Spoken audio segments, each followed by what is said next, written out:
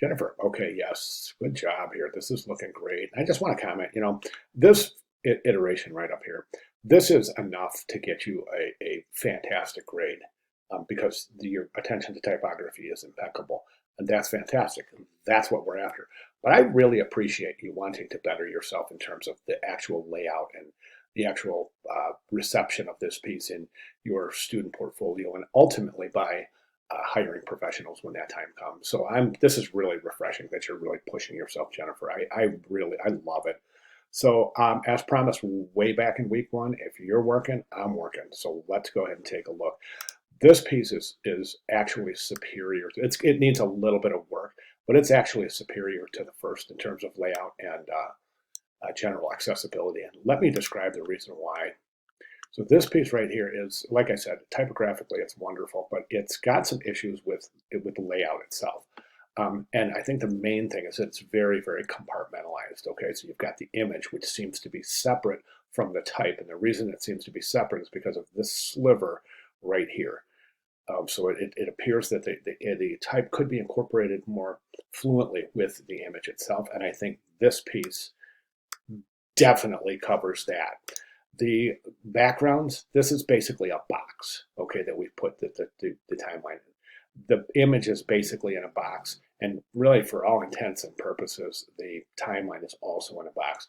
So placing things in boxes like this creates a degree of separation from the composition. Okay, so instead of all of the elements in the composition having a relationship with one another and a relationship with basically with infinity, there's going to be a lack of harmony. Okay, this iteration here allows that kind of basic relationships with the elements in relationship to one another, the elements in relationship to the composition, and the elements in relationship to basically I like what I call infinity, which means that this composition isn't bound anywhere. It's not boxed in. Okay, so in that regard, I think it's going to be much more well accepted. Let me show you a couple of things that we can do here.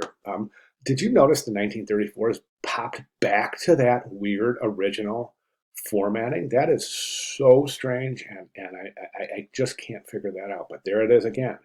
So that'll have to be addressed the same way. I was trying to think of the other one. I think the other one was the World War One. Okay, yeah, so that will, yeah, and I understand that you're just working on layout, so you really haven't had a chance to get in here and fine tune things.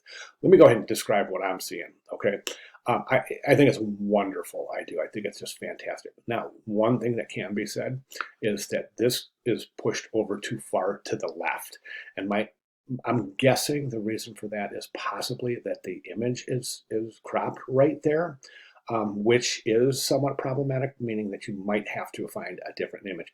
Finding images, flattering images of Maria Curie is difficult because if you do, and I'm sure you know this, and those of you who are doing Marie Curie have found out, if you go ahead and do an image search, you can't find one image where she's smiling. I mean, she's always got this kind of frown on her face, every single image online. So it's tough. I think you did a good job here. I think the effects are pretty interesting.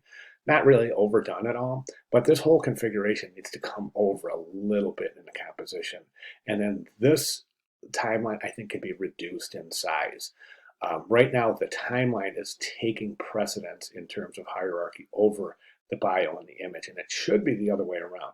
Watch my cursor. I'm saying just take this whole configuration, move it over a little bit in the composition to the right, and then take the whole timeline and just reduce the size a little. See my cursor? Something like that. So I wouldn't bleed the test tube. I would say, watch my cursor. I'd say test tube about this size right here. And what that's going to do is that's going to activate the negative space associated with the timeline, which is also going to engage the negative space associated with the image type bio configuration, and it's going to bring the whole thing together in harmony.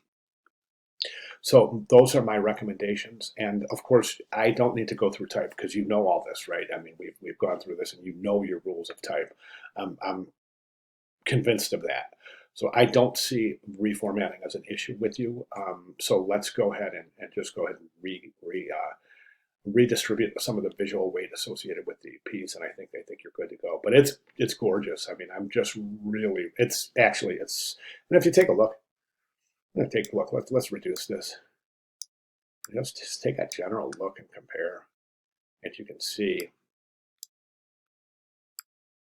the new one is just superior.